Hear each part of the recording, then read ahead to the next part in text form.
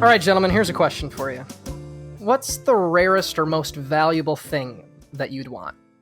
Well, for me, I got my collections. I collect those Mondo posters and all those kind of companies, and I collect my Blu-rays. Blu-rays, not really anything kind of that crazy. I mean, as crazy as they can get, they're not really anything I couldn't, like, just suck it up and just be like, all right, well, whatever, I'll pay $200 for this fucking movie. I don't care. It's fine, whatever.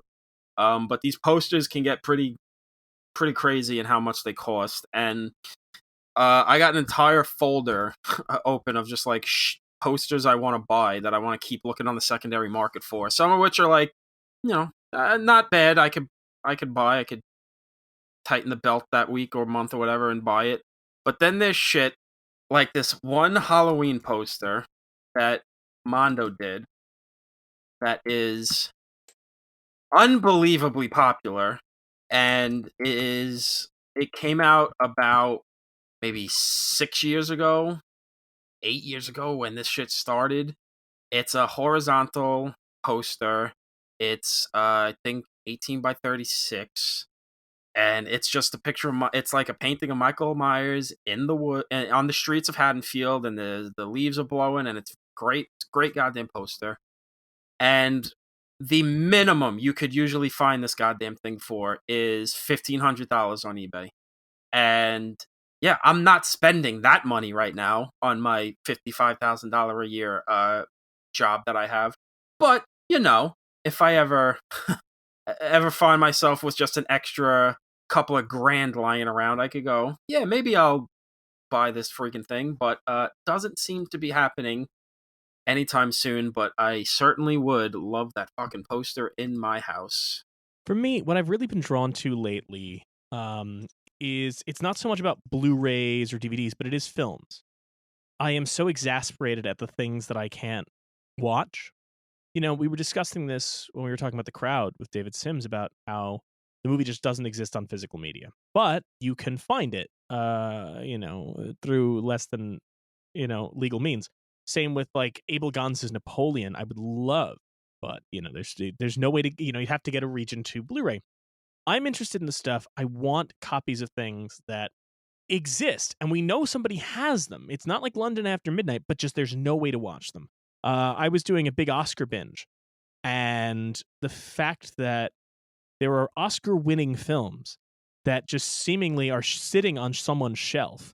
A lot of live-action shorts, The Dollar Bottom, and films like that. The one that fascinates me is Max Sennett, the great silent comedy director, made one of the first Oscar-winning shorts called Wrestling Swordfish. We know it exists. We know it's sitting in a canister somewhere. Where the hell is it? There's the true story of the Civil War. The only way to watch that film is to literally buy a reel of film of it. Like I've only found canisters of the true story of the Civil War. So I've started buying up whatever I can of these films that there's no other way to watch them. There's a Norman Rockwell documentary that only ever got a VHS release, so I bought that. And then now I have to find a VCR to watch it. So I would love those, and most of all, the one I'm most interested in, I would love a copy of, and there's no available copy of it, is a documentary called Design for Death. It is won the Academy Award for Best Documentary Feature. It is a World War II propaganda film. It was apparently full of some really distasteful imagery, but it was written by Dr. Seuss. There's a Dr. Seuss World War II propaganda film called Design for Death that people have seen because somebody has screened it at various retrospectives, but there's no way for me to watch it. So that's the kind of thing I want. I want that, or Pups and Puzzles, these films that just, there's no way to watch them. I want them. So that's my thing that I'm seeking out, is these films that just, we know they exist, but have just not been made available. This is the stuff that dreams are made of. We're talking 1941's The Maltese Falcon here on You're Missing Out, with special guest David Bluvband. Our guest today is an actor and writer. You've seen him on the shows The Chris Gethard Show, The Marvelous Mrs. Maisel, and Netflix's Hollywood. He also appears in the horror film Uncle Peckerhead. David Bluvband has joined us today to talk about The Maltese Falcon. Welcome, welcome. Thank you. Thank you so much for having me. Oh, thank you, David. I'm so glad. I'm so glad to have you here. I'm so glad to finally meet you, as much as you can meet anybody in COVID times. Remotely. I've been a big fan for a long time. Oh, thank you so much. It's so nice for you to say. I was a long time TCGS diehard, and I want to apologize in advance because I never got to see it live, and I finally got to go. A friend of mine invited me and said, "Hey, I got a ticket. Come see it." And that ended up being the last episode you ever did. So I apologize that I killed your show. Oh, that's okay. It's important to live your life. And, I learned that. That's one of the biggest things I learned in comedy is, like, you don't have to go to every show. You just got to, like, live your life, make choices that support you and how you're feeling. And, like, there'll always be other things to see. I'm also so glad to have you here because I can tell you this. We've had Riley Soliner was on the show talking Modern Times, and we had Patrick Kottner on talking Star Wars. And both of them, when I said, "Can you think of anybody that might want to come on?" You were the first person each of them said. Oh, well, immediately right away, like, you got to have David on. So I love both of those guys. They're great. I would love to hear their episodes because I forgot to hear Riley's. What did you guys talk about with Riley? Riley, we did Modern Times because I had watched. I'm a big fan of obviously TCGS. And when I watched his Klon shows, I was like, "Oh, this is so much. This is so indebted to Modern Times. He must love that movie." And then I said, "Do you want to come on for this?" He goes, "I've never seen it." That's so great. I'm so glad you introduced Riley to that movie because that is perfect for Riley. That's so great.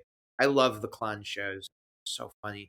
Yeah, I was like, it's so perfect. So then we reached out to you, and I sent you the list of every film we had available, and you immediately said Maltese Falcon. Yeah.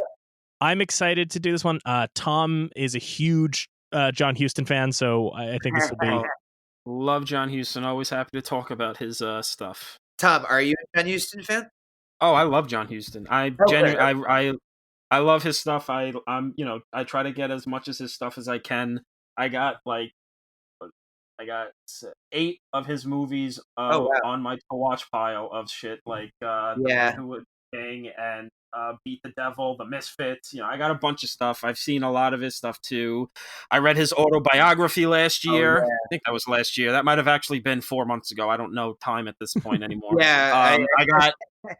I got a big biography waiting to get to about the Hustons, starting with Walter and going all the way down to Angelica. I want to get into that as well in the conversation because they're such a fascinating family. Oh yeah, and like his whole career, and he directed so many movies that were like, wait, they made a movie and he directed that? Like, everyone forgets that there's like, he directed a Moby Dick movie. He directed Annie. He directed fucking Wise Blood. He directed like all these like weird, all these obscure novels, and then like these huge novels adaptations. I mean, and this is his first movie, and he kind of came out of the gate guns a-blazing. And wasn't he like 28 or something when he directed this? He was in his 30s, I want to say, because he was kicking around for a while. Because he was like an actor, and he was like a theater actor and a theater director for a while. And this was like he was doing writing jobs in Hollywood before this, and this was like his big like, "Okay, kid, you get to direct the movie. What do you want to do?" And he's like, "I want to do the Maltese Falcon." And then World War II happened, and he went off to war. And he was the only guy of the 5 that came back exactly the same as he was when he left. Let's start this off proper because we always start with me reading the registry statement as to why it's in, and I can tell we're all chomping at the bit to get into this one, so I don't want to delay us anymore. So we obviously have our reasons why this is in the registry. Let's talk about why the registry selected the film, which is, after 2 previous film versions of Dashiell Hammett's detective classic, The Maltese Falcon, Warner Brothers finally captured the true essence of Hammett's story in 1941 by wisely adhering to the original as faithfully as possible. Huston, a screenwriter making his directorial debut, was the catalyst for its success, and Humphrey Bogart as Sam Spade provided the film's heart and soul, earning him stardom for his effort. A hard-boiled, often unscrupulous San Francisco private eye, Spade gets drawn into a series of intrigues and double crosses by client Mary Astor, who, along with partners Peter Lorre and Sidney Greenstreet, are in search of a jewel-encrusted statuette shaped like a falcon.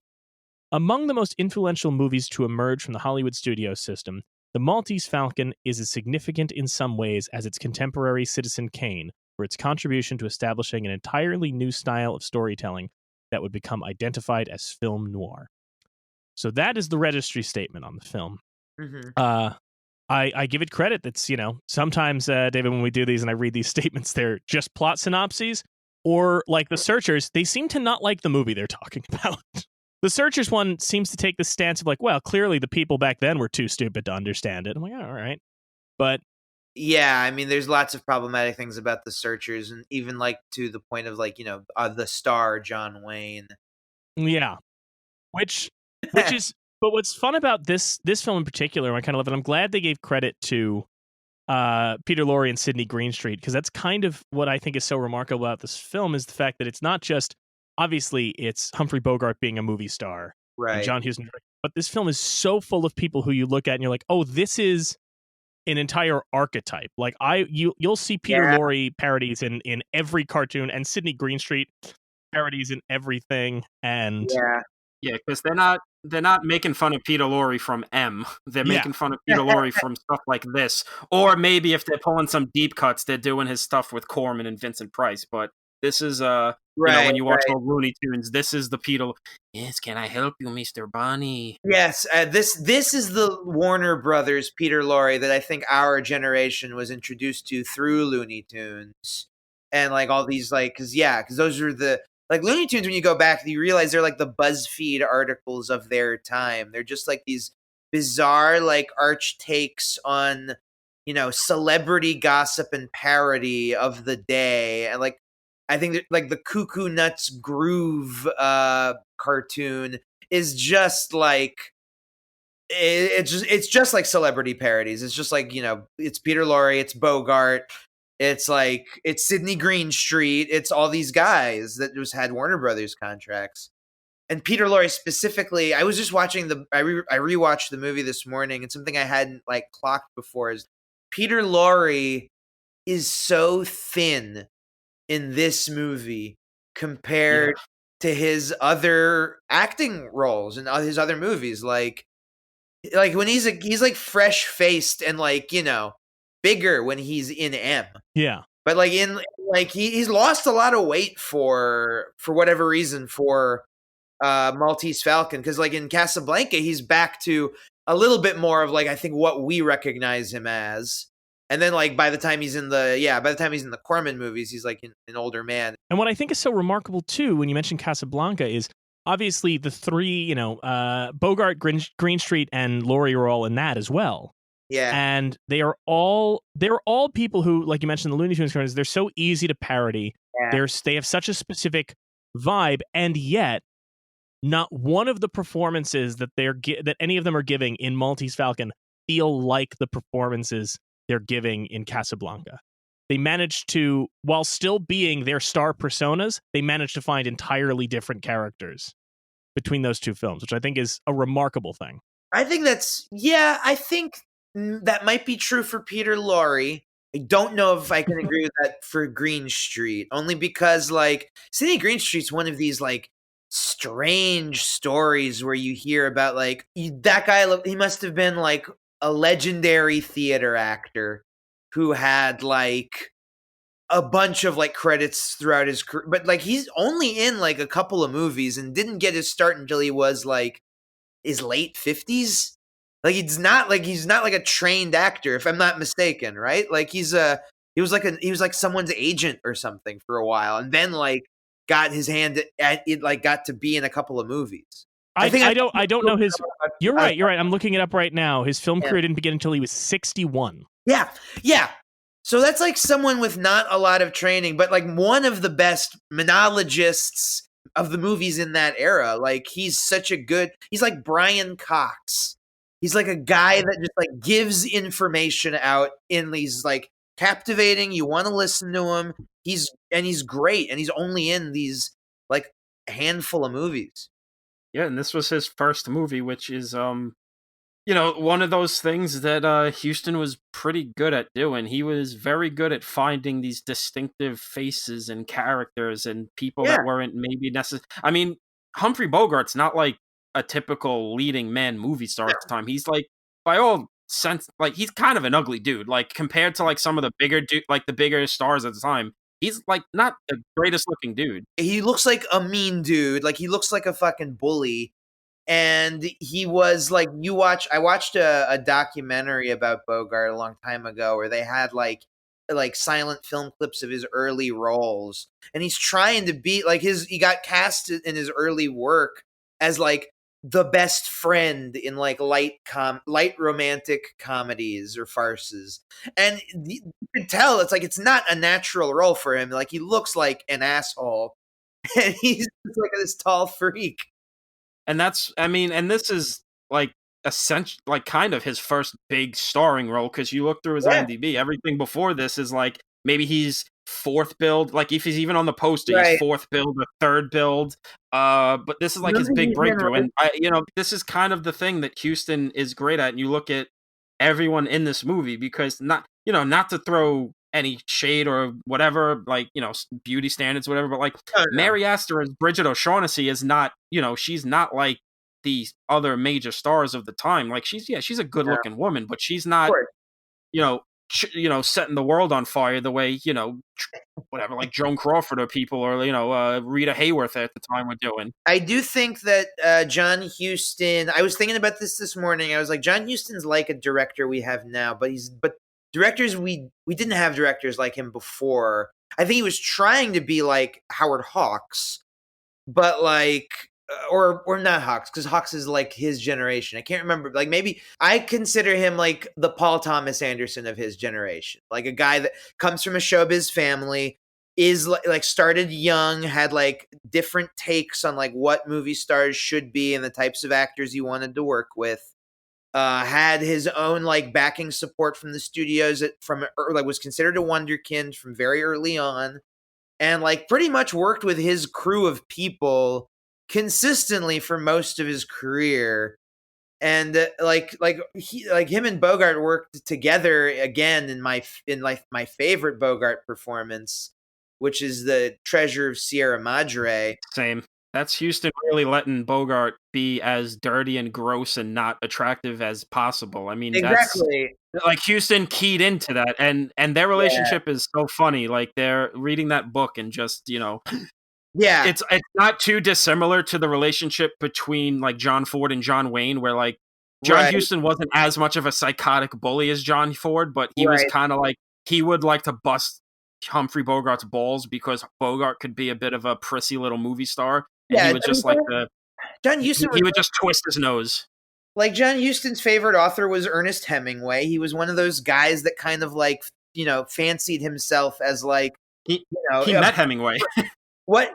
He met Ernest Hemingway, and the first time they met, they almost got into a fist fight because Hemingway was like, "Oh, I could beat this guy up," and Huston's like, dude, you're an old man. I really don't want to fight you because I used to be a boxer when I was a kid. So let's not do this, old man. I think there's something interesting too about what Huston does, and like David was saying, and Tom, you made an observation that where you said, "Oh, this is Bogart's first leading role," and in my mind, I was ready to reject that because I was like, "No, of course it's not." Like he had other leads, and then I went back to his filmography, and I realized that everything I'm thinking of as a Bogart-led film, whether that's Dead End or Angels with Dirty Faces, the thing is, I remember them being Bogart starring films, and they're not. He's not the lead. He's far from the lead, but he outstarred the other cast members. Yeah. And what's impressive about this film and what Huston kind of figured out is there's this weird mentality that people used to have in Hollywood, and maybe they still do to some, I guess they still, but this idea of like, oh, this guy pops or this actress pops, so let's put them in a secondary part, and then let's get Leslie Howard to play the lead in Petrified Forest, or let's get, what have you. And instead, Huston seems to just recognize, like, why can't I take this person and this person, all these people who are the interesting people, the ones who have an interesting face and an interesting vibe, and why don't I put all of them together into something? And you kind of see that throughout his career of, like, favoring the most interesting people and the most interesting presences over necessarily the stars, the pre-approved stars. And he talked about that as very much like he's dealt with a lot of stars, and a lot of the times he just really didn't like dealing with them because they were so like only caring about like how they look or whatever, not really caring about the performance. And he was just like, no, I'm good with not working with this guy ever again, you know. Yeah, I mean, he's not an actor's director, I don't think. I mean, he works well with actors he likes, but he's not like gonna, bend over backwards for the actor. It's his vision, it's his movie. He's gonna see it like done. Because Robert Forster worked with him. His first role was in Reflections in a Golden Eye, and he told the story like, I didn't know how to act on the screen, blah blah blah. So I was working with John Huston, this legend, and I was like, John, you got to tell me what to do. John, you got to tell me what to do. He's like, we get to set that day. He's like, John, you never told me what to do. He goes, look into the camera, son. He goes, you see those lines? That's the frame. Just know where the frame is. That's it. And it's just like, I'm hiring you to do a job. Just do your job. Like, I hired you for a reason. So I know what I'm doing. Just read the goddamn words the way you think it needs to be done, and we'll go from there.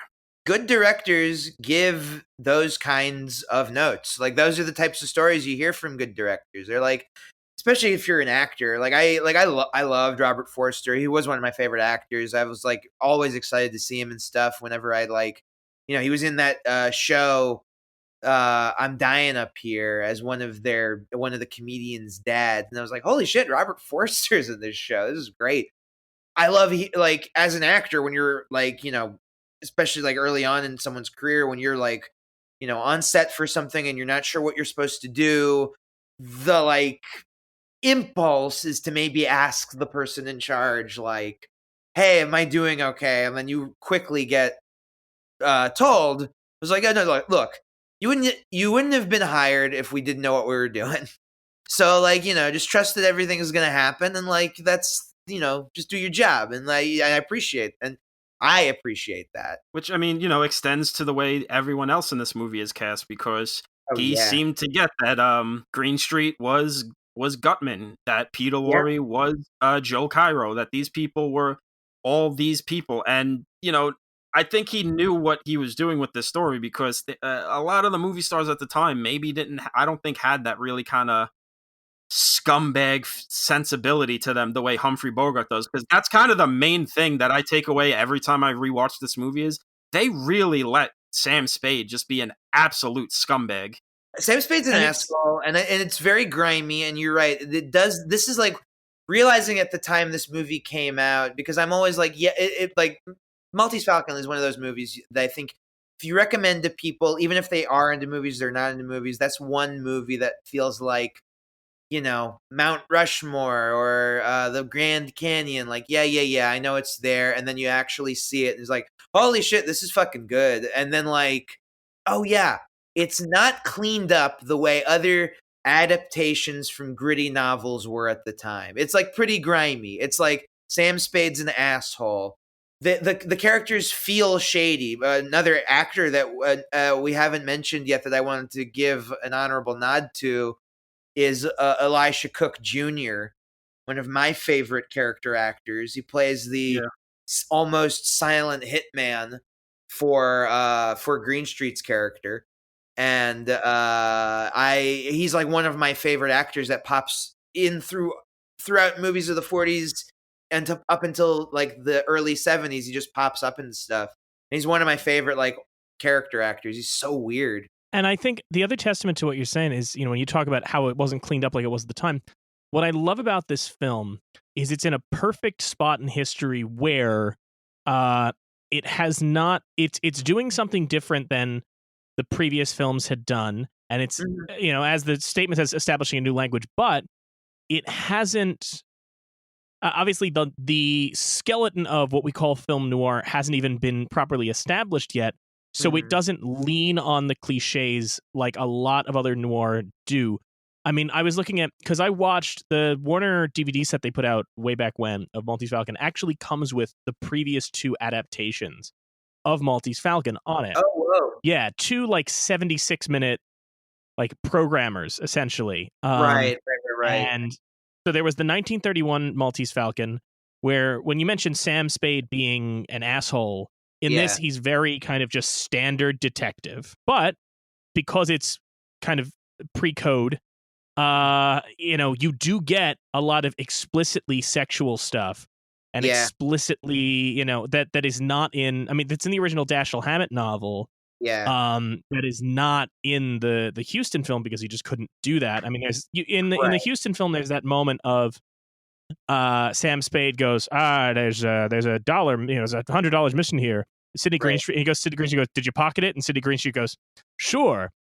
In the original book, the Dashiell Hammett book, and in the 31 version, before he asks Greenstreet, he's like, there's a dollar missing, and Greenstreet goes, I didn't take it. He takes the woman, Mary Jessica, in this film, played by somebody else, but he takes her into the bathroom and makes her strip in front of him so he can make sure she didn't take it.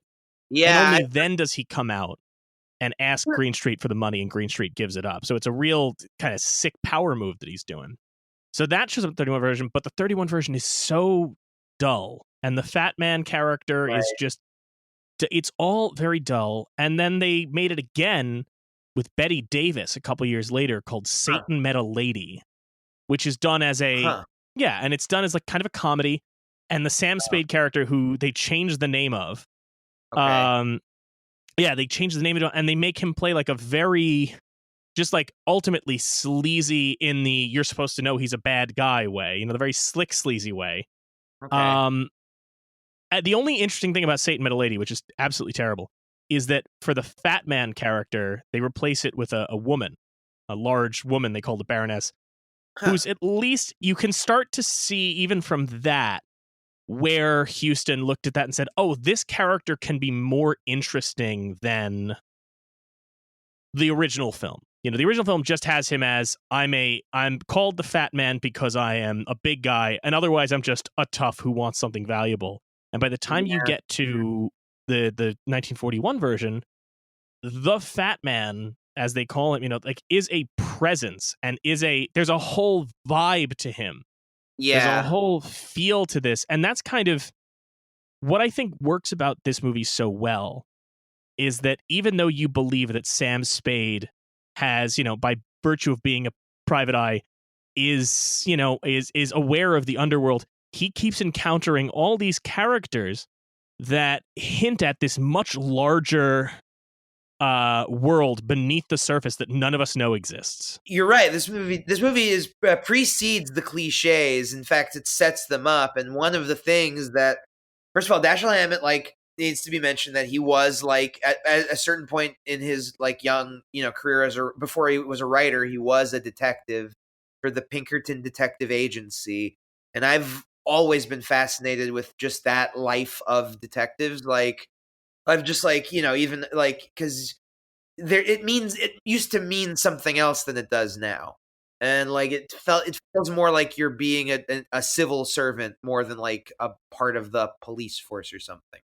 You're a private investigator, and mostly they would just look for to make sure people's husbands weren't cheating on them or something, or if somebody skipped town for trying to embezzle money or something, pretty light stuff, or somebody went people went people went easily missing, and they would just get hired to try to find, and most of the times they would be unsuccessful. But the stories of these guys, that Hammett and Earl Stanley Gardner and Wilkie Collins and all these guys from pulpy generation of crime fiction writers, all their stories would be so convoluted and complicated. There's so many layers that they and coincidences and happenstance things. I think something that's a great double feature for the Maltese Falcon is Inherent Vice, the P.T. Anderson movie adapted from Thomas Pynchon's novel, because it's the other end of the spectrum. It's fully generations after the genre has already been done to death and parodied, and it's come back to a serious place, but it's now in this 70s neo-noir sort of commentary on the rich and society, but it's all set in San Francisco. It's a double feature San Francisco noir film. I think it was either Dashiell Hammett or Raymond Chandler. I forget who said it, but a movie was being made based on one of their books, and they were writing on it, and the director asked them okay, listen, so there's this moment, and the killer's this guy, but it doesn't make sense because at this point the killer this character was doing this. Yeah. So it doesn't really make sense. And one of them, I forget who it was, but they were just like, so Yeah. it doesn't matter. Like Yeah. it's the journey that matters, which Yeah. is I mean, kind of one of the brilliant things I love about this movie which is that all of this is happening for nothing. Yeah. For nothing. Yep. Yeah, it's totally worthless. Like at the end, is like it's pretty like it's a funny commentary on like rich society, which like I guess which Hammett probably had a lot of opinions considering like a lot of the clientele you would have of a detective agency were like a certain class of wealth, rich people looking for their runaway kids, or like or if you're like an heiress and you think your husband is like a phony who just wants to sleep with you for your money or something, you'd hire these guys like that. Like there would be that, like that is like who would. So it's like this. So it's also kind of a paranoid fantasy of like, well, what if following the trail of one of these cases was like led me down this weird path to like other things, and like you get like the green street, you see that the fat man character, like he represents like this darker web of activity going on in like the city, and like New York, San Francisco, Los Angeles, all these like cities that are known for having vice, and it's dark, and it's post World War II paranoia of the city. Well, it's funny too because it's pre World And War it's II, pre World War II, actually. Like you're right. and I love the little dig that they throw at rich people in it, where Spade is trying to grease him for more money, and he's just like, well, I can't actually get more than 10,000, so this is really all I can give you, which is this great little dig at rich people, just like, yeah, you're rich, quote unquote, you have all these things, but you actually, if you needed to get your hands on money, you're kind of useless. Yeah, And it's like borrowing from other rich people. It's like that's like which yeah, is it's all just like, this self-perpetuating cycle of just rich people getting money from other rich people and just whatever, they stay rich. And that's the whole thing that's in every crime movie. You realize that watching The Irishman, you realize that watching Goodfellas, is like it's all just people borrowing. It's like borrowing from each other to like what's the fucking idiom for that? It's like you're paying Mary to pay Paul or something. I don't know. I'm butchering it. I don't know what it is. Yeah, it's borrow from Peter to pay Paul, right? Yeah, that's what something it like is. that. yeah. Like, it's just like it's like nobody's actually rich. They're just making believe that they have all these things, and they're putting some like persona out there, but they're really just like struggling to survive like everybody else. And like he spent 17 years. He's like, I spent 17 years looking for this thing, which is just that another great dig at rich people. Just the insane lengths they'll go for nothing, For nothing. just to make themselves feel good about something. And I just love the one line that halfway through the movie when he meets Gutman for the first time, and he's just like, "Well, how much would you want for helping us get the Falcon?" And he goes something along the lines, "I know how much the cost is in human life you put on this thing," which is just like which is the way you it is with rich people. It's like, well, you really don't care how many people you're killing for this thing because, well, I'm rich and I'm privileged and I deserve this thing. He even says later, it's like, well, he goes, well, wouldn't it actually be owned by the King of Spain? And he's like, well, if we're going by this, it's actually based on possession, and it's basically saying I don't care who's supposed to have it. I want it. That's a funny thing too, of like just having a joke about like, well, if we're gonna base like ownership on the King of Spain, because that was like as like a dig of like, oh, I don't think anybody quite knew who the King of Spain was officially. Is that right? That's what at least I thought the joke was.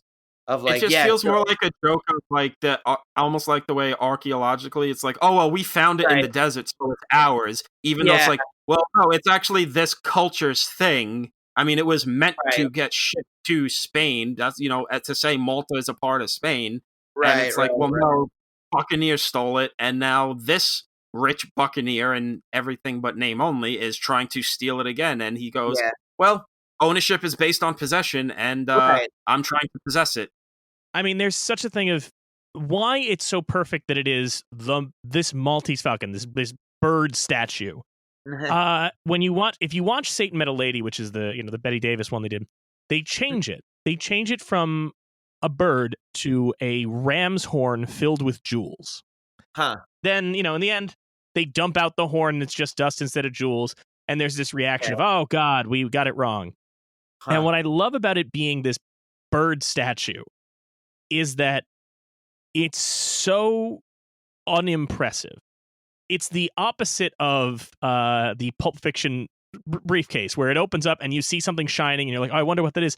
When you finally get the reveal of the bird, there's no way to look at that and go, I get it. And Huston's version especially does nothing at any point to convince you of why this thing, intentionally, it does nothing to convince you why this thing has value. They might as well, be fighting over, a stick. It doesn't matter what it is. Well, it's funny you mention that, because something I've always thought is like, I mean, it's such a different time, but like something I've always thought about the Maltese Falcon as like just an object is it's like, oh, this is tacky. This is like fucking bullshit. It's like it feels like an artifact. It feels like something my grandma would own. It's like taste is so different than it is now, of just like I feel like most detective things or like a lot of like mystery things can be centered around, especially at this time, around like, jewels from another place, or like, some sort of riches, and they're all like kind of, they're kind of they're like a golden eagle, or they're like an elephant that's made out of another like precious metal, and it's all like, if you walked into somebody and they had that in their home, it'd be like, this is like a little too much. It's like very extra. It's like not like a lot of it's pretty ridiculous. To go with the whole point of the movie, that this whole thing was much ado about nothing, that when they finally get it and he starts scratching at it, he goes, oh no, it's lead. Where it's like, oh, their whole plan went over like a lead balloon. It was literally just a valueless thing that means nothing. All these people died, a fucking ship was lit on fire, and some innocent ship captain got gunned down in the street.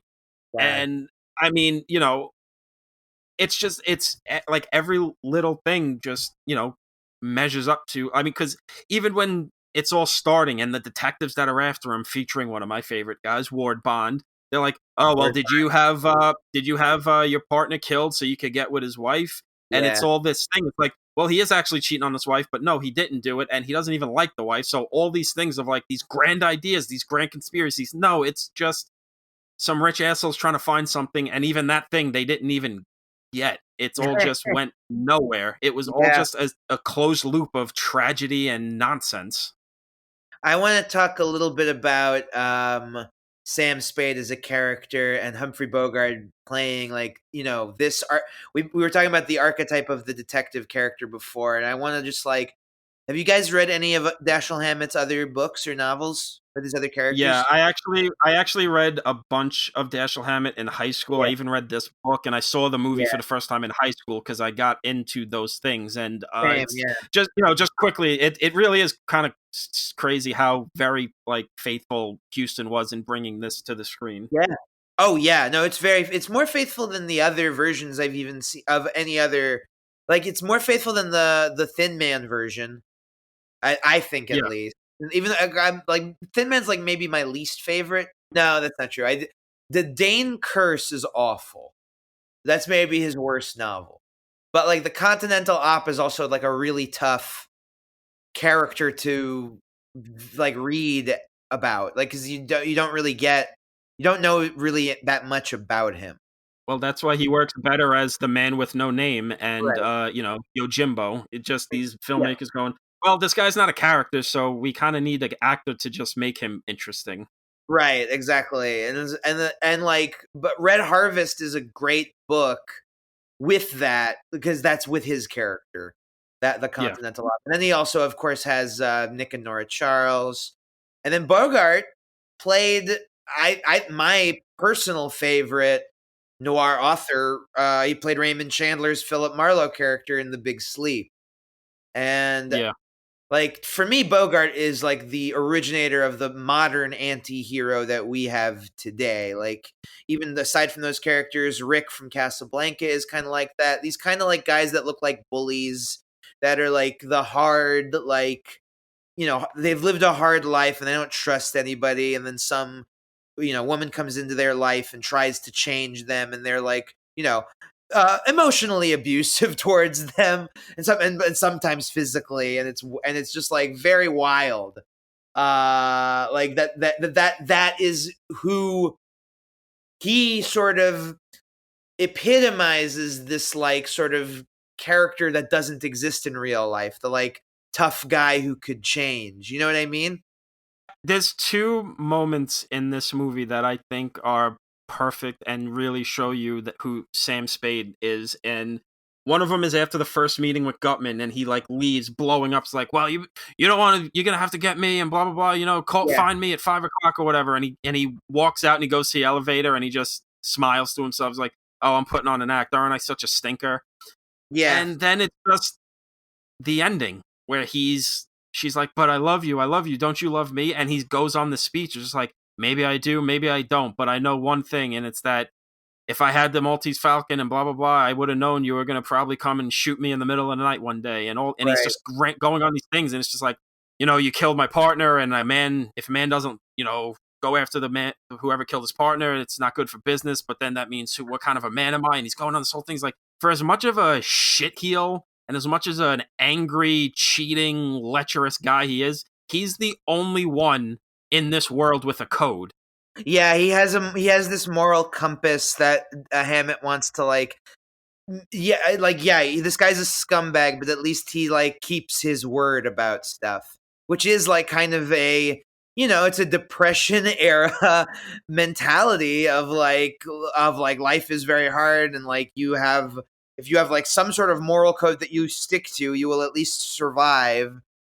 Which goes, I mean, it's all a way of processing trauma and having no language for that at the time. Which is it goes to something from reading his biography, because he talks about, oh, all these people talk to me about, oh, are you an auteur? Are you an auteur? Like, what are all your movies about? And he goes, I'm not an auteur. I just made movies. And he goes, but if there was something I had to say to all my movies, it's this, and it's that I think I like making movies about people that think much more highly of themselves than they really should, and that leads to their doom, which is shown with every other character in this movie except for Sam Spade. He's the only one who knows exactly who he is, exactly what he's made for. He's got no sense of like, oh, I'm going to jump above my station, where everyone else is, oh, I'm looking for this royal thing, this regal thing. I'm trying to make so much money and live forever with all this money, and they all succumb to their doom. I mean, even in that little way, his partner Archer is married, and he gets killed because he follows a woman into an alley trying to cheat on his wife because, look at me. And then he gets killed. Where Sam Spade's just like, no, I know who I am. I'm this kind of shitty, cold-hearted, but with a code guy. Like, I'm not going to spend above that. I'm not going to punch above my weight class.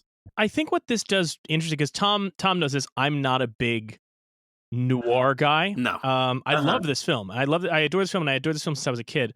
And especially I don't like neo-noir a lot, because I think that the problem, I always write off there are too many movies I think that just kind of, their premise and what they think noir is I'm a tough guy, and it's tough being a tough guy in this tough, cold world. You gotta be tough, and there's James and all. What makes Sam Spade so interesting in this film, and a lot of the the really good noir, and you mentioned Inherent Vice is the same way, and I think even another modern neo-noir is Blue Velvet, that David Lynch film, which what they do is they give you a protagonist who is, they've got their world, they've got their life, they know who they are, they know what they've got, and then they kind of get sucked into this much deeper underworld. And the question isn't just, what are they going to, are they going to solve this thing? The same way when you watch Maltese Falcon, it's not really, you're not watching it going, is he going to find the Falcon? You're watching it going, how is he going to get out of this? He's visibly... Yeah, how is it all going to just end for him? Like, is he going to solve this case? Is this going to be wrapped up in his life? Like, I think, like, Another great example of this is like maybe the best adaptation of any noir book written to me is The Long Goodbye, the Altman version. And that's like The Big Sleep is a great movie. I love the Philip Marlowe character. I think I'm a much bigger Raymond Chandler fan than I am of Dashiell Hammett. But the Raymond Chandler books of the Philip Marlowe character, they get sadder and sadder as the stories go, because Phil Marlowe starts off as this guy, like he's an asshole. Like all these detectives are fucking assholes. But he's a guy he's an intern at the district attorney's office in Los Angeles, and he gets fired for mouthing off, and he becomes a detective after that. And throughout the books, he's just like more bitter because every case he takes, he realizes that, oh, rich people are in control of everything. And like, why am I solving these cases anymore? It's all just the same. It all ends up being the same problems. And Dashiell Hammett realized that too when he was a detective. All these cases I'm following, they're all kind of saying that there's this underworld that a lot of people aren't privy to, don't get access to, only get a glimpse of if you're there, if you're asked there at all, like if you're not like insanely wealthy. And that goes into things like Eyes Wide Shut, or a movie that came out pretty recently called Under the Silver Lake is a funny like take on that too. And all these noirs, like Chinatown, another great example, starring John Huston. John Huston is playing what Humphrey Bogart would have aged into if he had lived long enough to be those characters. Yeah. In Chinatown. In Chinatown, like if Bogart lived to be in his 60s, he would have played a character like that. Oh yeah, like Huston does in Chinatown. I would have loved to have seen what the film brats would be able to do with old Humphrey Bogart. Oh my god! I mean, they tried to do something with Beat the Devil is another one. Like, not to spoil it for you, it's a bear. It's pretty boring, but like it's got Bogart later in his career. It's got Peter Lorre trying to get his career back after it being stalled in like the mid to late 40s of just not getting work. And like, to me, that's his phantom thread, is Beat the Devil. John Huston is just like, it's a little too like, I don't know, he's working on something, he's trying to get something he's used to have with his people, but it's just not there. It's not clicking. I also want to note one thing that I think is, talking about like where this works for me that other noir don't, is that most other noir, it's not, it loses that person over their head element that we were just talking about. Also just kind of ignores giving the characters dimensions. And I think that what this film does so well that so many other films miss. I mean, again, you watch the 1931 version or Satan Met a Lady, and when Sam Spade's his partner dies, he's just kind of like very matter of fact going, all right, well, these are the things that happen. Take the name off the door. Bogart never betrays how sad he is, but we feel it. That when he says, change it over, he's beaten down. And even, later when he gets the call and he hears the scream on the other end of the telephone, he's scared. Yeah. He's momentarily scared. And what I love is, and we talked about this when we did High Noon. I love High Noon in part because Gary Cooper is scared. And I can't connect with a protagonist who is so like just that nothing phases him. He's just like, all right, I got to take action. I love the fact that throughout this movie, Sam Spade is trying his damnedest to keep some kind of semblance of control, and he plays it well. And in that scene where he's going, we need a fall guy, and he's telling him, and he basically sells out Wilmer, and he's taking control where he can, but is also fully aware the entire time that if he makes one wrong move, he's dead. They will not hesitate. It in that scene I mentioned before, when he leaves the first meeting with Gutman and he starts laughing to himself, he also looks down and his hand is shaking and he's just like, yep, I guess I'm in it now. I also think another point is that a lot of them forget to be funny. Yeah. Like, this movie's funny. This movie's got a dimensionality to it. It's not just a one-note dour slog. It's like, it's funny, it's thrilling, it's sad, it's all these things. Dashiell Hammett he was a good writer. He could write like snappy back and forth dialogue And it's like, like something I recognized from this movie that I hadn't clocked before. It's like it's kind of a Coen Brothers movie. Like it's the type yeah. of noir that they would be into, because it's got all these weird specific looking characters. It's about an object that's missing, which is kind of ridiculous, which is a lot of their movies are centered around kind of mysterious objects, like the dude looking for his rug. It's Lebowski. It's Lebowski, a noir that literally ends up meaning nothing. Where Yeah. like, oh, I'm going to look for this thing, and then it's like, oh well, this thing actually wasn't lost, or Right, it doesn't yeah. even matter. That's what all noirs have. They start off with this thing. Long Goodbye is my favorite because it's like that's like I like Long Goodbye is like maybe one of the best movies you can ever watch right now about how to deal with like if you know someone that's been canceled or something. Like you're like it's like, oh, my best friend is a scumbag. No. I gotta find the truth, and then you realize the truth oh, you can't fucking trust anybody, and then like. And then that's like it's like great. It's like that's why I love it so much, is because it's all Philip Marlowe just trying to be like, no, look, I know this guy. This guy's not a scumbag. And then he gets to the bottom of it and realizes. Same with the Maltese Falcon. I was like, all right, well, let's find this fucking Falcon. It's like, this fucking Falcon doesn't matter anymore. Shit, Big Lebowski's basically Jeff Bridges being friends with Gutman and Joel Cairo. Yeah, and they go bowling together. And right. What's great too is that there's this sense with Sam, especially in this film, not in the older versions, but in this film, that what I don't love is too many things that try and do neo-noir get way too nihilistic. And this movie, despite being about so much futility and about how bullshit things are, it never stops being mad about how bullshit things are. Like it never stops. Sam Spade is mad at the cost of life and mad at these kinds of people, and he still does it. He still does what he has to do to get by, and he has those moments. I mean, one of my favorite lines, even though it's not, this is such an infinitely quoted movie and there's so many great quotes, but the one that always sticks out to me is just when he's talking to, when he says to her, "We didn't believe your story, we believed your $200." I wrote that down too. I love that line. It so perfectly captures his balance of and his attitude of he wants to do good, and you believe that he wants to try and fight back against how cold and indifferent this world is when he can. Sure. But at the same time, it's kind of like he's aware of he's not blinded by optimism in any way. He's not nihilistic, but he's not optimistic. He's a realist. He's like somewhere in between or what you would consider a realist at the time. Like he's just very like matter of fact. I mean, and again, maybe it's because it's 1941 or whatever, and this is how the book ends, whatever. But it's like the movie ends with them getting caught. Yeah. But in a great way, they do it. It's that he's not the one that catches them. Once they leave the room, he runs to the phone and calls the cops, and he's like, "Okay, here's what's going on. Get these guys and watch out because this Wilmer kid's fucking nuts."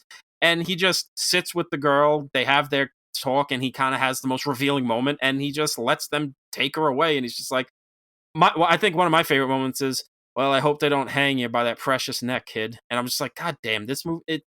And it's just all these little things of just. Like Mike said, it never gets bogged down in nihilism. He stays mad, but he's always realistic. Yeah. And I just think that ending is just so brilliant, because how many movies would end, even then, not even now, but like even then, of just like, well, we're not going to actually let your hero not capture the bad guys. They just walk away, and you just have to assume, well, I guess the cops get them. Oh, can we address, by the way, I want to touch on the 1931 version changes the ending. Okay. Oh, does it? I mean, that's not surprising. She still gets dragged away by the cops, but they add a scene where he visits her in prison and like talks to her, and as he's walking out, he says to the prison warden, like, "Make sure you give her anything she wants. Treat her nice." And like seems to take this interpretation, because there is an ambiguity to the way it ends and the way that he, like Tom mentions that line, "I hope they don't hang you by your pretty neck." I listened to before this. I listened to an audio version, like an audio drama they did with Michael Madsen as Sam Spade, and Sandra Oh is the female lead. It was good. It was enjoyable to listen to, but the way Madsen delivers that line is the way that we now view the detective, which is kind of just like this indifferent, like, it's almost like a fuck you of a, well, I hope they don't hang you by your pretty neck, sweetheart. Madsen's a good actor to cast for that type of role because he is like, I think he's closer to a Bogart type in what we have right now because he's so fucking gruff. And like just clearly it sounds like, I mean, Nick Nolte's also one of those guys. Like just sounds like they've lived a real rough life. But what's great about Bogart and and why he works so well in this too is the fact that, and we touched on this earlier about how he has a tough guy look, and he falls into this type of role, and this tough guy role, and this jaded role, but that's not who he was really on the inside, at least at first.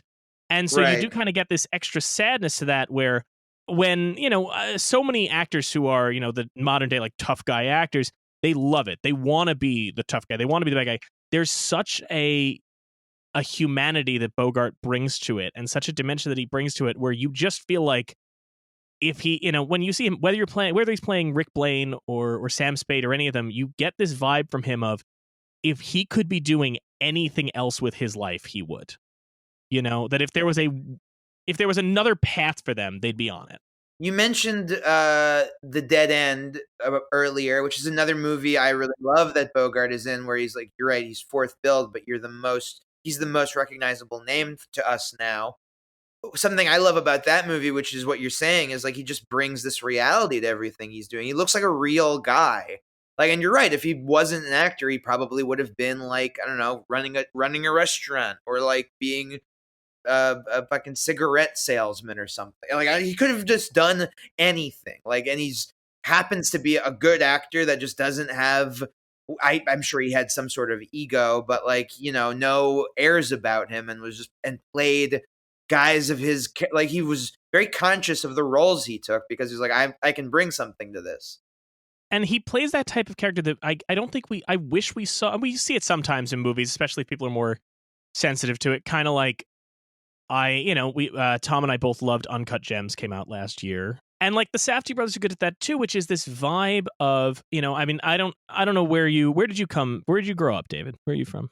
I grew up in New York. I grew up, my parents both have always worked in the Diamond District. I grew up around the Uncut Gems scene of just like, 40, on 47th and Madison, like all these like area, like in 47th and 6th, and all these, I grew up in that neighborhood. See, Tom and I are both Long Island, very blue collar Long Island, so we've all got that same thing. I remember that when Uncut Gems came out, I'm not going to say the name, but a certain critic tweeted out that it was unrealistic because he'd never met anybody who acted like that. And Tom and I were both stunned by this because we're like, no, this is the actual, this is the compelling story that noir films have lost the thread of, but that, Maltese Falcon sets up, and a lot of these do, and you mentioned Dead End, of seeing characters who you're supposed to look at and who we saw in our daily lives, of guys you look at stuck in a shit job or doing something they shouldn't, doing some light, Bruce Springsteen meeting across the river kind of stories where you just know, like, they don't want to be doing this. Like, they don't want to be doing this. And I think too often when films that learn the wrong lessons from this and just think they can lean on the skeleton, too often they make it that, oh, it's somebody who loves being a criminal, or he's like, oh, well, this is the life for me. And it's like, with any of these characters that if they are attracted to this underworld, it's because they need to be saved from themselves, It's the same thing with Uncut Gems, which is kind of, it has neo-noir elements, and it has the exact same thing of like, it's all just, you see rich people are just fucking borrowing from each other and nobody actually fucking has anything. Like the only, I watched, a friend of mine really hated Uncut Gems at first, and they were like, I couldn't understand who the Russian guys were. It was like, the Russian guys are crazy. They are criminals. They are actual bad, but they are muscle that they need to be around because guys like Eric Bogosian need to look tough. It's that point of like, I mean, you take a movie like Uncut Gems or like this, or like there's this gritty realism sense to it, and those you need characters that are real. That like you need a Sam Spade, you need a Howie Ratner, where there's like, oh, you feel real, you feel like there's something compelling them that they can't stop. That it's just like they could be good people, but they're just like getting in their own way. But like if you want a story about a guy that's like, I'm made for this, I'm a criminal, I love this shit, it needs to be almost like a mythological kind of thing. It needs to almost be like Goodfellas, where it's just like, okay, these are these guys. They are not realistic people at all, and we're going to show them for how empty and vacuous their lives are. Right. And you can't really like as much as realistic as Goodfellas is, and The Irishman is, and how like distrustworthy and how grimy and how kind of boring, at least in The Irishman, their lives can be. There is also like, well, this is a larger than life thing. This isn't what everyone in their life, everyone in life is doing. This like, okay, we're gonna show you that these guys are actually not cool. They are empty. Just as if they're not killing or getting killed, like they're nobodies. There's nothing to them other than their black hole of a life. And you know what? What movie does this perfectly? And I think, and we'll talk about it in a future season. What perfectly encapsulates what a good noir story should do. Because you can still have a detective who is jaded, and you can still have a detective who is a tough guy, but you need him to be overwhelmed. The movie that illustrates that brilliantly is Who Framed Roger Rabbit. Yeah. Because in that same way, it quite literally turns around and gives you a detective character and shows you, oh, he is getting further and further and further into a world that he does not want to be in. Now, in this case, of course, literally illustrated, because it's actual cartoons, but it's the same kind of thing as Maltese Falcon, where it's you're just further going. Like you see that this guy does not want to know anything more about what's happening. There's no part of him that wants to dig into this. It's not like Sam Spade is calling somebody up and going, get me all the information you got on Joe Cairo. He's just like, the sooner I can get away from all this. Exactly. It is like Lebowski. It's like, hey, I just want my rug back. I didn't want to know anything about all this. Like, I don't want to know who this missing woman is. I don't want to know about this girl's toe. Like, this is way over my head. And it's like Phil Marlowe. He's like, hey, listen, I just wanted to know I want to know where my friend is. I don't want to know about this secret cabal of like rich people or like these like crime lords, like whatever. Like none of it. Like, I don't want to know about any of this stuff. Well, that's why I think Chinatown is kind of the best of everything that came out after the main period of noir, which is that it really gets to the heart that J.J. Gittes is a cynical guy. He knows how things work, that the rich are going to, the system's designed to fuck people over, but he keeps getting himself into it because there is still a part of him that's alive and well and his heart is beating of, I want to do the right thing. I want to try to make things right for someone. Right. And that's the brutal gut punch at the end of the movie. That's why, forget it, Jake, it's Chinatown, which is, he's done this before. He's literally ended up in Chinatown watching a tragic story unfold that he couldn't stop because that's just how things work in this world. The rich are going to get away with it. Again, great use of John Huston in that movie. And I think that's why J.J. Gittes may be the ultimate version of that, because he is like, I don't want to be doing this, but as much as I want to make it like, oh, I'm just in it for the money, it's like, no, I'm a good guy, and it keeps fucking killing me every time things go wrong. Now, I think I know we probably have to wrap up soon, but I realize like we'd be remiss if we didn't talk about Mary Astor in this movie. Like, she's an incredible actress who had like kind of a rough life and career, and just like was always depressed, and I don't think she ever found like quite her start. Like, this is one of her best movies, but like just like knowing about like how mistreated she was, and how I really don't think she fell into a role that she quite like because she was such a great actress and was like just horribly like miscast and stuff, or just like taken and just looked over for most of her career. Yeah, no, I think she's fantastic in this movie, and I think the way she plays it, it almost feels like she doesn't know how full of shit she is. Yeah.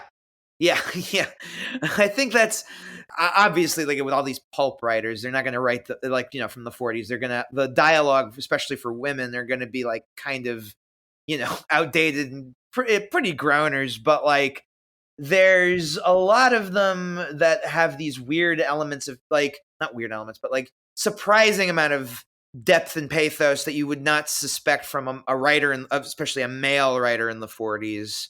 They have more. They're more dimensional, and I think Mary Astor actually gives a lot of dimensions to this character that is like present in the book, but like maybe does it better. She elevates it. Yeah, definitely. I mean, like the lesser noirs would have just made her a femme fatale, and she's actually the worst of everybody in it. But it kind of makes it that she kind of feels like a victim of circumstance in a ways, and that she's like everyone else, kind of taking a chance that's above her. She's punching above her weight class, and also she's so deep into it now. She kind of doesn't know how full of shit she is. She may not actually realize that she's lying half the time, or that when she's like, "Oh, maybe you love me, and I maybe I love you," blah blah blah. It's like, does she know if she's actually telling the truth? If she's like, it never has that moment where she drops the facade. It's like, well, you got me, Sam. Yeah, there's always I feel like there's so many of these writers like don't you recognize Raymond Chandler's name a little bit more, and you recognize Dashiell Hammett's name probably the most out of all of them, because like they can write better characters than a lot of those guys. They write actually like for as sexist as these movies, as these books and characters were at the time. Like, Dashiell Hammett wrote female characters that had agency. And like Nick and Nora Charles are a great example. They both have like, they're a duo, and she's always like right. And like the High Window is arguably like insane. Like it's just weird. Like the female characters like turn on a dime for no reason just because they're hysterical. And it's bizarre. It's very like oof. Hard to get through, but like other, in the Long Goodbye or in this movie, they're like, Mary Astor's character, Mrs. O'Shaughnessy, kind of like has the carrot in front of the stick. Like for a lot of the movie, like the power could be shifted at any moment, and she's exciting that way. I don't know if that makes any sense. Like, of course, it does, and I feel like his secretary Effie is almost like the originator for the Moneypenny character. She feels like 100%. She loves sparring with him, and like maybe there's kind of an attraction there, but she also kind of is like, yeah, he's kind of a shitheel, and as much as I love the guy, I'm not getting involved in this nonsense he's always involved in. It's a relief to hear that, because that's also where the Nick and Nora Charles like dynamic comes from. This like his secretary is openly honest about like, I'm not getting involved with this fucking creep. I just like want this like I was like what the fuck was I thinking, even for like entertaining the idea a little bit. Now, David, I know you got to go, but it's amazing because there's so much that this film is so rich. There's so much we didn't even get to touch on. We didn't touch on the cinematography and how claustrophobic Huston makes it feel. God.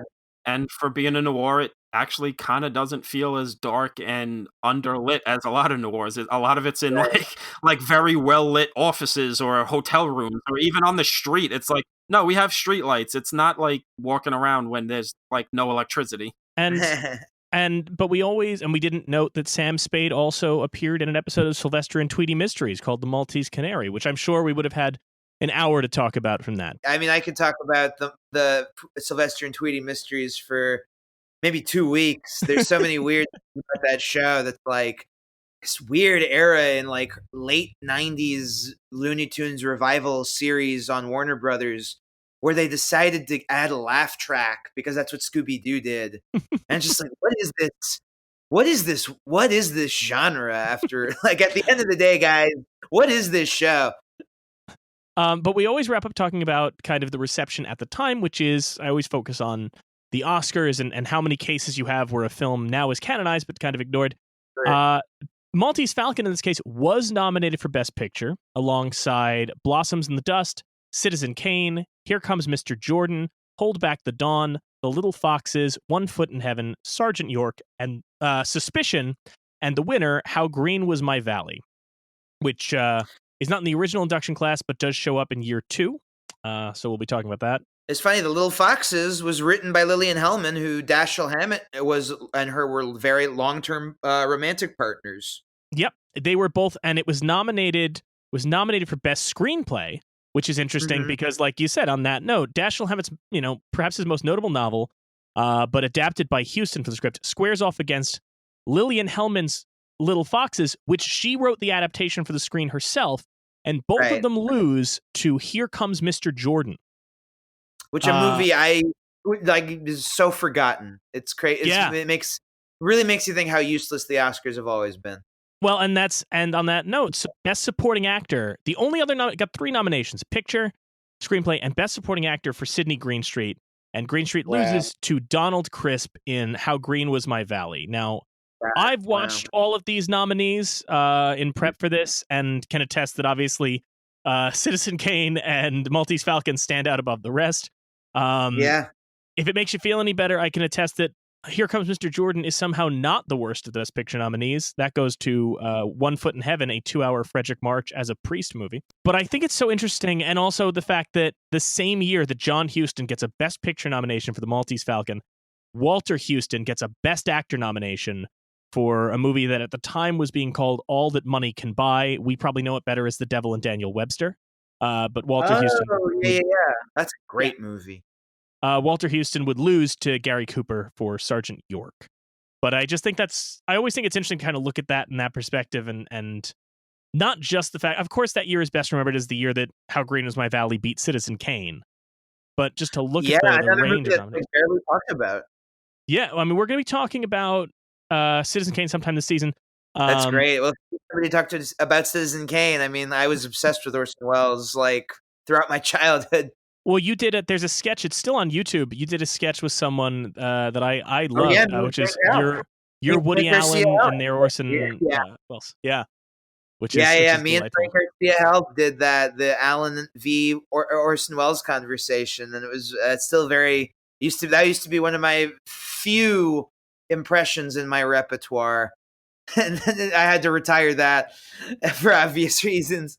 And I've retired it. David, you retired it because since Rainy Day in New York hasn't come out, it hasn't been relevant yet, right? But once that's out, you're hitting the circuit with that all over again. That's where all my impressions go, is relevance. Yeah. Well, bringing it back to Orson, I mean, John Huston and Orson Welles. John Huston, posthumously, it was in Orson Welles' posthumous last movie, The Other Side of the Wind. So, they had an interesting relationship. And they were both the golden boys of their generation. They were the Wes Anderson and Paul Thomas Anderson of their generation. They were the young kids. And they both hit real lows around the 60s. But John Huston was able to pull out of it in the 70s and have a little bit of relevance in the 80s before he died, whereas Orson was struggling the rest of his life. Orson Welles probably tried to make as many movies as John Huston ended up making, but gave up on more than half of them. He tried to make so many interesting movies that would have been incredible if he had he I don't know, he was so distracted, but he just gave up so easily on certain projects. The other side, I watched The Other Side of the Wind, and it's insane, but it's a very interesting movie. And I would have watched any of those movies that he tried to make in the 50s and 60s that he couldn't get it together. Well, David, thank you so much for coming by. I mean, I know fantastic chat. This was great, man. This was great, and I might not have mentioned it on mic, but I did tell you beforehand. All 3 of us were in the same room once. We all sat in the same row for a rep screening of Disco Godfather, the Rudy Ray Moore film. I hope that when all of this subsides, if cinemas still exist, David, I hope that the 3 of us can catch another Rudy Ray Moore rep screening sometime. Oh, that would be wonderful. I would love to, if they ever do Human Tornado or Disco Godfather or T.D. Wheatstraw, baby. Yeah. T.D. Wheatstraw, Dolomite Is My Name double feature. That would be pretty cool. I did Dolomite Is My Name. Riley and I did Dolomite Is My Name and Dolomite double feature, which was great. It was really cool to see the actual movie. Yeah, I actually kind of did that at Fantastic Fest last year, where they showed Dolomite Is My Name as a secret screening, and then you could go right into Dolomite as your next movie, which was pretty great. I love that. Especially with a crowd. All right, David, thank you so much. I'm so glad you came on for this. This was great. Thanks so much, guys. This was so much fun. Did you get a chance to watch the film, Kyle? Are you going to talk about that a bit or no? I'm going to emulate you a bit, let you know the crazy way that I was first introduced to the Maltese Falcon in general. Go right ahead. Digest copy of, I think, like Life with Archie. I think it's like, Okay. I think from back in 2005. I had to look it up, so I've got it here. For some reason, I gravitated towards a Jughead and Archie Digest comic, which I guess was only like $2 or $3. Not realizing that these are from the 1974 series. And I guess there is a 5-page story in which Jughead finds a bird that looks just like the Maltese Falcon, except it's red, not black. I cannot for the life of me tell you how it ends. But I remember being like, I don't know what a Maltese Falcon is, and having my mom need to explain that to me. Can I take a guess that it probably ends with Jughead eating a burger? It does. If anything, I would take it a step further and say that he eats the Falcon, but I'm not sure, to be honest.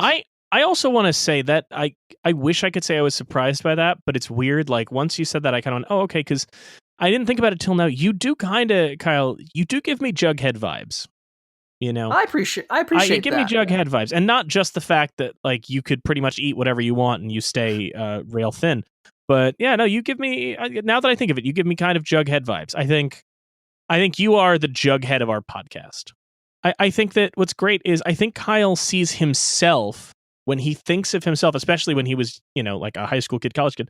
Kyle probably saw himself as like Riverdale Jughead, like dark and brooding, and I'm a loner. But in reality, he's just like comic Jughead. He's just a goofy guy who likes his burgers. I would actually argue the opposite. I was really upset when Riverdale came out initially, because I'm like, what the hell is this? And of course, over time, I mean, let's face it, I own a Jughead hat, so.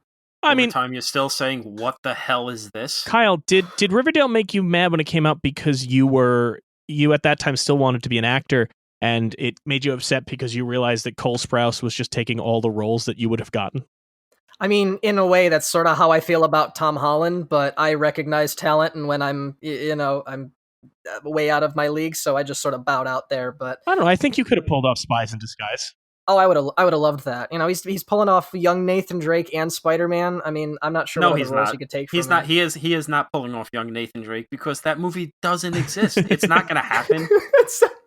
It's filming as we speak, man. They are. Mark Wahlberg and Tom Holland. They're masked up. Our takeaway here from this is a call to our listeners. If we have any listeners in this first season, there's a call to our listeners.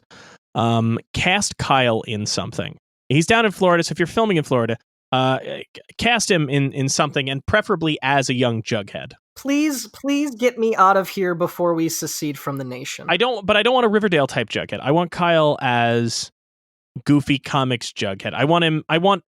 You know what? Fine. Give me a teen drama. Put him in a teen drama, but have everybody else playing like crazy, like Euphoria, like teens, and Kyle only wants burgers and eschews any socialization.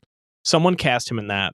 As I begin to order what I can only assume is my 13th Travis Scott meal this month, gentlemen, which film did you select for the registry this episode? Again, it has to be an American film, and it has to be at least 10 years old. You know, you could just like make a burger at home and just put barbecue sauce on it and just not go to McDonald's. Not the same. It is not as lit, and you know it, Tom. Kyle, I don't know that. Were you already planning on ordering a burger before we called you Jughead? No. Maybe. I don't know anymore. I'm not sure which is actually the worst answer, if we're being honest. Okay, so when Maltese Falcon came up, I mean, my pick came to me pretty quickly. I mean, I think it's maybe the best straight ahead noir of the last 20 years, not like a comedy with noir trappings like The Nice Guys or Inherent Vice. I think this is straight away just one of the best. It gets everything we were talking about. It's funny. It's about a guy getting in over his head. It's bleak and cynical without being nihilistic. There is still like a sense of hope to it. The dialogue is amazing. It looks great. It's got a unique setting. And it was the movie that introduced the world to maybe one of the best working filmmakers today. It's Brick by Rian Johnson. I think if you're talking about modern noir, like in the last 20 years of the 21st century, I think Brick is kind of heads and shoulders above like almost pretty much anything. I think it's the best straight ahead noir we've gotten in a long time. I think it's amazing. Rian Johnson really introduced himself to the world, and he's been doing pretty great work ever since. I mean, his last two movies, Last Jedi and Knives Out, I would say when their 10-year induction period is up, I would put those up to the National Film Registry without any hesitation. But since they don't match up to the Maltese Falcon, nor are they 10 years old, I think Brick is kind of like, you could double feature these two movies and have a great, like, oh yeah, I could see the I guess was 60 years at that point time frame, and how like we got from one to the other. Fantastic. I love Brick. I'm so glad you picked that. It's a great film, and that I came to that before. I think I came to that because I had watched Brothers Bloom, right? Yeah, I think that. Yeah, I watched Brothers Bloom, and I was like, okay, what's this guy got? And I love Brick. At one point before we did the episode, and it's so funny how these things can switch as we're talking. Before we did the episode, my thought was I was going to focus on the character-actor elements of it and the strange people in it. And so I was going to talk about how much I enjoyed Green Street in this. And my segue was going to be that Sidney Greenstreet inspired the original plan for Jabba the Hutt, and you know, just the legacy that has. And talking about the way that Maltese Falcon influences films you wouldn't even think are influenced by it.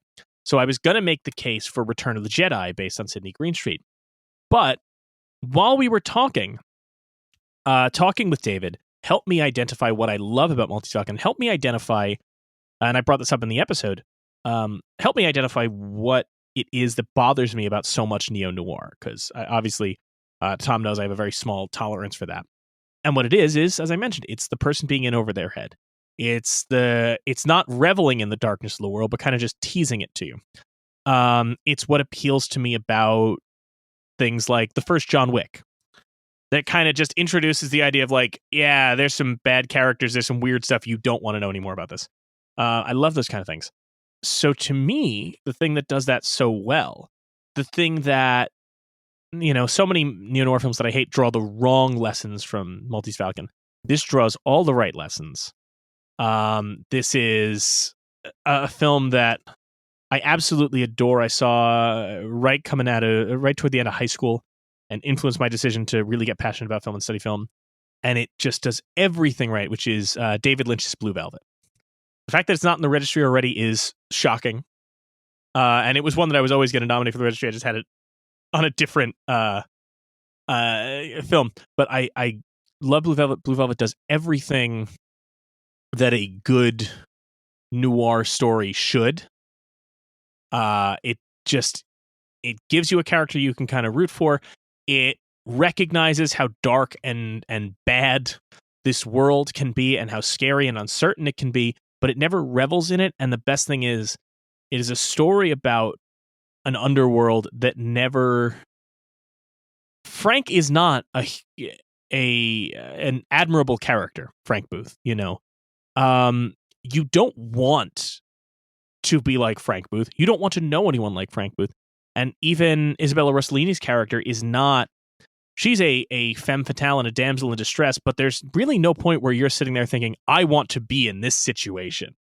It doesn't do that like, oh, you should want this woman. It's just like, you truly feel that idea of like, oh, Jeffrey Beaumont, you understand that he can't pull himself away from this woman, but you're sitting there going, please pull yourself away from all this. Save yourself. This is terrible. This world is awful. Get out. So I think the Blue Velvet and Brick too. I love Brick. They both just kind of take the right lessons from this genre, and so Blue Velvet is my pick. The National Film Registry. Thank you for listening, and thanks to David Bluvband for joining us. You can follow David on social media at Bluvband and watch his work on The Chris Gethard Show on HBO Max and his new film, Uncle Peckerhead, wherever you rent your movies. You can also follow our co-hosts on social media as well. You can find Mike at NKOAS and Tom at RagingBull1990. And you can find me at Theatricality with a K. While you're there, be sure to follow the show on Twitter and Instagram at YMO Podcast. If you like what you heard, don't forget to rate, review, and subscribe. It really helps a little show like ours. If you know some friends who might like the show, tell them about it. And if you have someone you think would make a great guest for an upcoming film, tell us about it at yourmissingoutpodcast@gmail.com. Thanks again for listening, and we'll see you again next time.